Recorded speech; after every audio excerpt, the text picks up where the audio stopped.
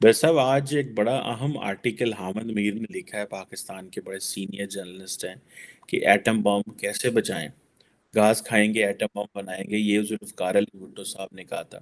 और आज ही मैं देख रहा था कि पाकिस्तान के वजीर आज़म और उनकी कैबिनेट के 8 लोग जो हैं वो यूएई पहुंचे हुए हैं फॉर $1 बिलियन।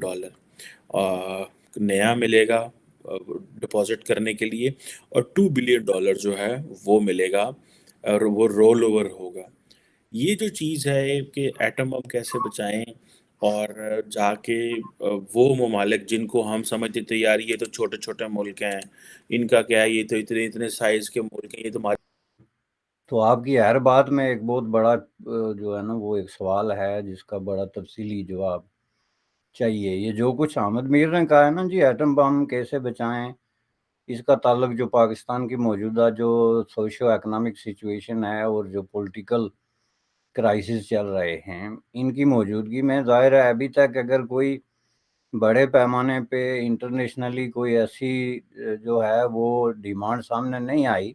जिस तरह से पाकिस्तान में इतने नारे लगाए जाते रहे, लड़के लेंगे कश्मीर, घास की रोटी खाएंगे, 1000 साल तक हिंदुओं से लड़ेंगे, भारतीयों से लड़ेंगे, पर एटम बम बनाएंगे। एटम बम बन गया, एटम बम सब कुछ हो गया, एटम बम का सब कुछ, पूरी कहानी हमने देख ली। अब बात ये है, जिस तरीके से यूक्रेन के एक टाइम पर छीन लिए गए थे एटमी हथियार, उसके उसके एटमिक एसेट जो थे वो छीन लिए गए थे, आज स्थिति ये बनती चली जा रही है कि अब पाकिस्तान के भी छीन लिए जाएंगे। पाकिस्तान के आप लिखित में ले लो, जरूर छीने जाएंगे, क्योंकि अगर नहीं छीने गए तो ये पूरी दुनिया के लिए बहुत बड़ा थ्रेट बन सकता है।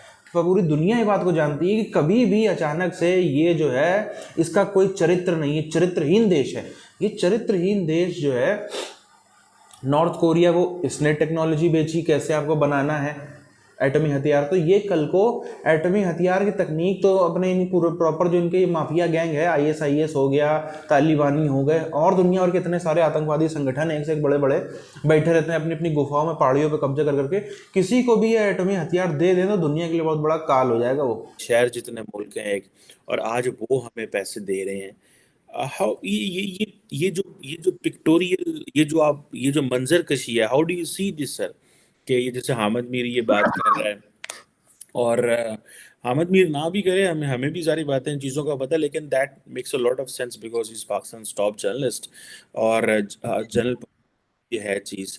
सो how do you see this sir कि पाकिस्तानी प्राइम मिनिस्टर जो है वो वहाँ पे पहुंचे हुए हैं, और दूसरा मैं इमरान खान साहब के ऊपर भी बात करना चाहता हूँ कि वो तो कहते हैं कि हमने 40-45 हज़ार जो टीटीपी के लोग हैं वो अफगानिस्तान से लेके आए हैं।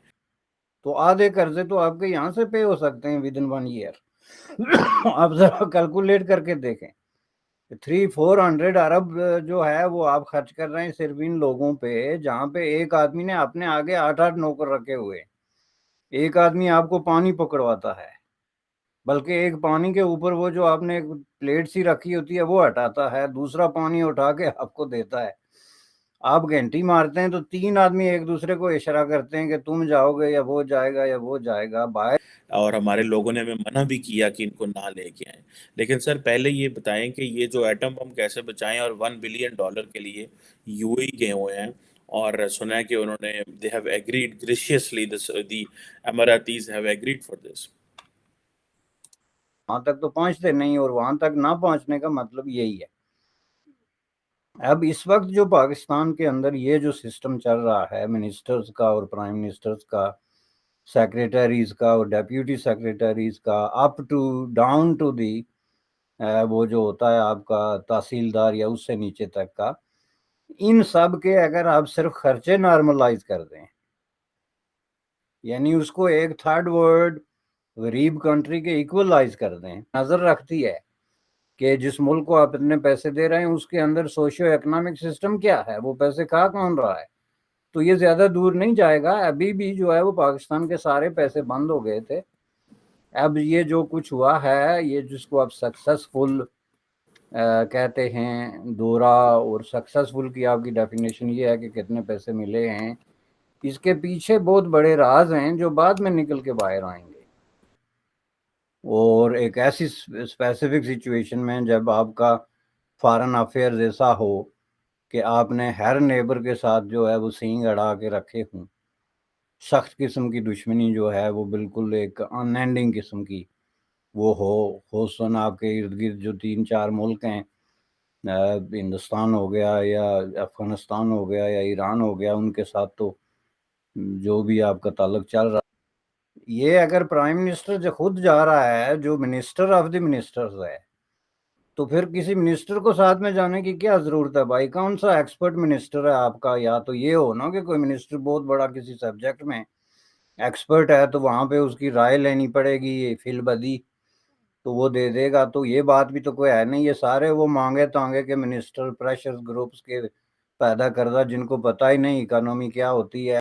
इसमें एक बड़ा राज जो है वो आपकी इंटरनेशनल पॉलिटिक्स में रीपोजिशनिंग है, जिसका मतलब है कि बड़े पैमाने पे आपकी बार्गेनिंग हुई है किसी न किसी सतह पे, जिसके नतीजे में वो सारे स्ट्रिंग जो हैं जो अटैच होते हैं इस तरह की, ये इमदाद में से कोई इमदाद भी बगैर स्ट्रिंग के नहीं होती।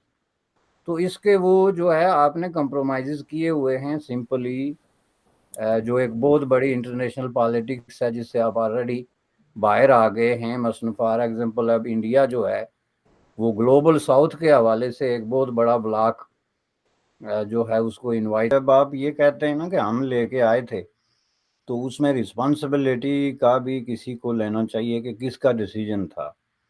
हम जब ये कहते हैं कि पाकिस्तान में ये जो दहशतगर्दी हो रही है, ख्वाह इसकी कोई भी शक्ल है, इसका अल्टीमेटली जाके इसके जो जो रूट्स हैं वो मिलते हैं एस्टेब्लिशमेंट की उस पॉलिसी के साथ, जिसके तहत इन दहशतगर्दों को हार्ब इनको पूरा सपोर्ट किया गया और इनको पाला पोसा गया। लेकिन ये तो वो मुल्क हैं जिनकी बातें हो रही हैं कि जी जिनके पास अपने पैसे हैं, अपने वसाइल हैं, चलें वो कुछ भी करें। लेकिन एक मुल्क जो 100% डिपेंड करता है इंटरनेशनल माली जो एड है उस पे, या कर्जों पे, या बैंकों के कर्जों पे, वो कैसे इस तरह का एक सिस्टम जो है वो रख सकता है? या इंटरनेशनल पॉलिटिक्स क्या है, क्राइसिस क्या है? तो आप उनको उठा के ले जा रहे हैं, तो आप जरा कैलकुलेट तो करें ना कि इस पे खर्चा कितना आता है, और जो $1 बिलियन मिलेगा उसमें से टोटल जो उसी वक्त खर्च हो जाएगा वो कितना है। उसके बाद जो आएगा ज़ाहिर है बेसिकली तो आपको ये जिस मकसद के लिए भी मिल रहे हैं उस तक तो कभी पैसे, ये पाकिस्तान की हिस्ट्री है कि पहुँचे ही नहीं। ख्वाह वो आपकी सैलाब की तबाहकारियों का अजाला करने के लिए हूँ, या गैर मुल्की कर्जे वापस करने के लिए हूँ, कुछ हूँ, और उसका एक्सक्यूज़ ये दिया जाता है कि जी ये गरीब लोग हमने रखे हुए हैं। भाई गरीब लोग आपने रखे हुए हैं तो फिर आप बाहर जाके पैसे ना मांगे ना। आपके पास इतने फालतू पैसे हैं बादशाहों और शहनशाहों की तरह, तो फिर आप बाहर जाके पैसे मांग के तो गरीब लोग तो नहीं रख सकते ना। हम जाहिर है गरीब लोगों को अकोमोडेट करने के बहुत ज़्यादा हक में हैं। फिर आपके गेट पे एक गेट कीपर खड़ा है, उससे बाहर एक ड्राइवर खड़ा है, उधर एक खानसामा है, उधर एक माली है, उधर एक पता नहीं कौन है। What is this? आप जो है वो यूनाइटेड स्टेट ऑफ अमेरिका में घूम फिर के देखें कि यहाँ पे जो बड़े बड़े पॉलिटिशियंस हैं, बड़े बड़े ब्यूरोक्रेट हैं, जो सेक्रेटरी ऑफ स्टेट है, उसके आप देखेंगे ये सारे हैं ये 10 आदमी 15 आदमी।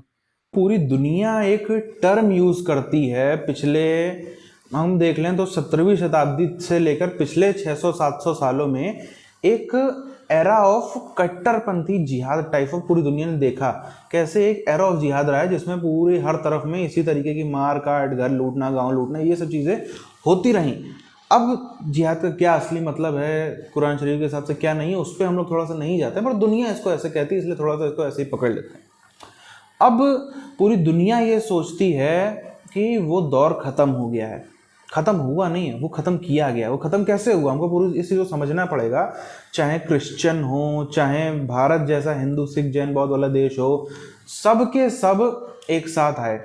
अब देखो वेस्ट एक साथ में आया, हिंदू सिख जैन बौद्ध एक साथ में आए, प्लस साथ साथ में आज वो इस्लामिक कंट्रीज जो इतना ज़्यादा बिलीव नहीं करते। क्यों नहीं बिलीव करते? पहले शायद यही करते थे, अब इनके पास में तेल आ गया है, तेल के बाद इनके पास में इतना पैसा आ गया कि इनको ज़रूरत नहीं है।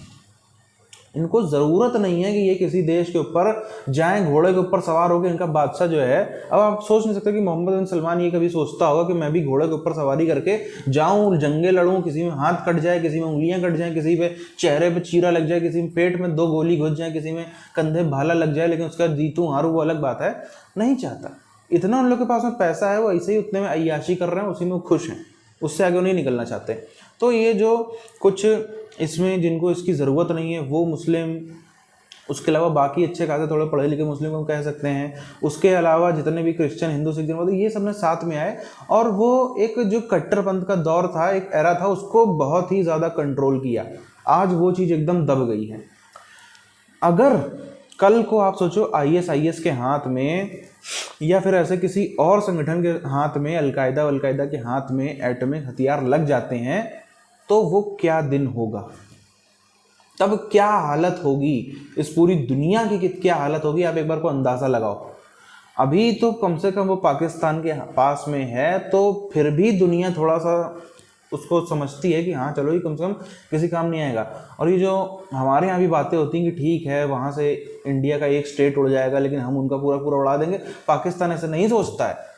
पाकिस्तान को पता है ये बात, वो इसीलिए इंडिया के ऊपर उसने कभी सोची भी नहीं चलाने की। उसको पता है इंडिया के हम कुछ ज़्यादा नहीं बिगड़ पाएंगे, हमारे पूरे के पूरे बल्ले उड़ जाएंगे, हमारी जो कुड़क जाएगी। लेकिन बात ये है कि ये कल को बेच भी सकते हैं, ये बोल देंगे चोरी हो गया, हमारे पास तो पैसा ही नहीं है, हमारे पास तो अपने यहाँ उसकी सुरक्षा करने के लिए पैसा नहीं था, हमारे यहाँ पे लोगों को तनख्वाह देने के लिए पैसा नहीं था, चोरी हो गया, आप बताओ हम क्या करें, आपके साथ में मदद कर देंगे ढूंढने के लिए। ऐसे भोला बन के ये सामने आ जाएगा, पीठ पीछे यही बेच देगा। उसके बाद क्या स्थिति होगी, उसके बाद वो मानवता के लिए एक बहुत ही खतरनाक स्थिति बन जाएगी। इसीलिए पाकिस्तान से एटॉमिक हथियार उसके छीनना बहुत ही ज़्यादा ज़रूरी है।